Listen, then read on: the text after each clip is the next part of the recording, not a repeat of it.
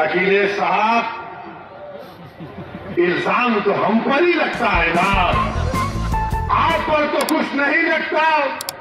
River front आप बनाए, आप पर कोई इल्जाम नहीं।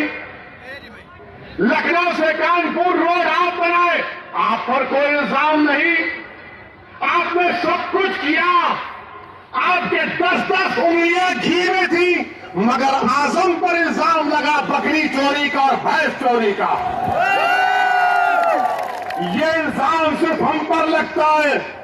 ये 60 साल से हम पर इल्जाम लग रहा है, कभी आतंकवाद का, कभी फिरका परस्ती का, कभी पुलिस को मारने का, तो कभी किसी और इल्जाम का। अखिलेश यादव साहब, इल्जाम तो भारत के मुसलमानों के मुकद्दर का हिस्सा बन चुका है।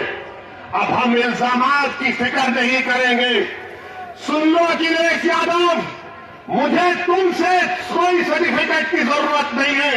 मैं इस जनता के दरमियान में जाकर अपनी दिल की बात करूंगा और उनके दिल को जीतूंगा। तुम क्या दोगे?